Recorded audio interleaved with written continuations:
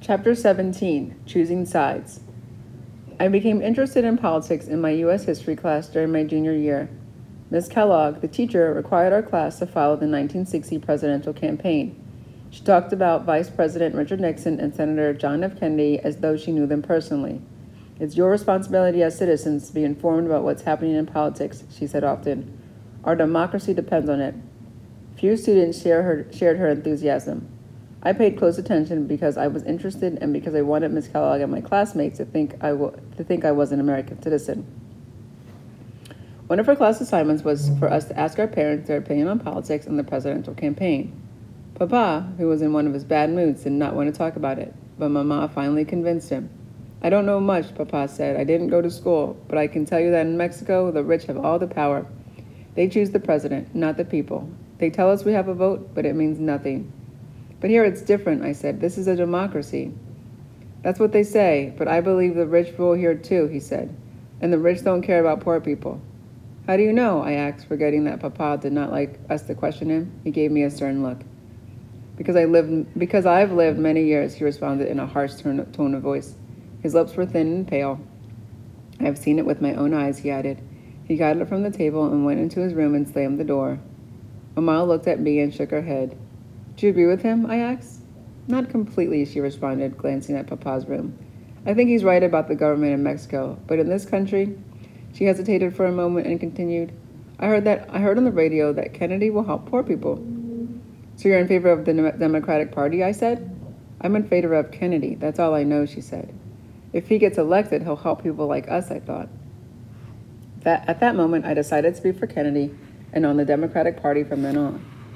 The next day in class, we continued talking about two presidential candidates. Some students supported Nixon and others favored Kennedy. Ms. Kellogg did not take sides, but I figured she must have preferred Kennedy because her eyes sparkled whenever she talked about him.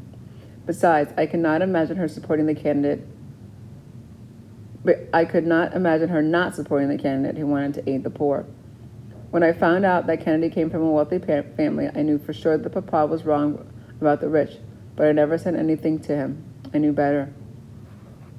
The next class assignment was for us to watch the presidential debates on television, take notes, and discuss them in class. I missed all 4 of the debates because I had to work. I did not participate in class discussions, but I listened carefully, always rooting for Kennedy. At the end of the semester, after the elections, we were to turn in a scrapbook with all the articles about the campaign published in the Santa Maria Times, the local newspaper.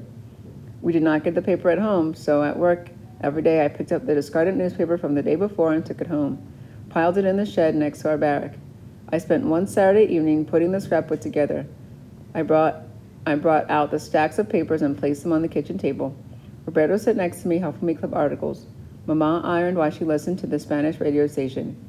We have enough paper to plug every hole in all the barracks in Bonetti Ranch, Mama said, laughing. I explained what I was doing. I'm glad Kennedy won, she said. He gives us hope. I am too, I said, glancing at her and continuing to work. She smiled and turned off the radio. I reread some of the articles and read others for the first time. I can't believe this, I exclaimed as I finished reading an editorial on the results of the presidential election. What? Mama asked, leaning over the ironing board. Did you know that some people didn't vote for Kennedy because he is Catholic? I said, raising my voice and slamming the paper on the table. Why are you surprised? Roberto said, pushing back his chair and leaning back. Some people don't like Mexicans and wouldn't vote for them either. I knew he was thinking about Susan. But why? I felt upset and angry. Papa said we should respect everyone. It's true, mijo, Mama said, but some people are blinded by the devil. He plants evil seeds in their hearts. Papa appeared in the doorway. What's all the fuss about? He said, looking annoyed. He winced as he pulled out a chair and slowly sat next to Roberto. Panchito doesn't understand why some people don't like Mexicans, Mama said, walking over and massaging Papa's shoulders. Or Catholics, I quickly added. Because people are ignorant, said Papa. I am proud of being Catholic and Mexican, and you must be too. I am, Roberto said, but some aren't. The janitor at Main Street School, who was Mexican, told me that Panchito and I could pass for Americans because we're light. Don't tell people you're Mexican, he said. You could easily pass for Americans. Que lastima, Mama said. Yes, it's a pity, Roberto agreed. I never hide that I am Mexican, I said. I am proud of it, too. Besides, even if I try to hide it, I couldn't.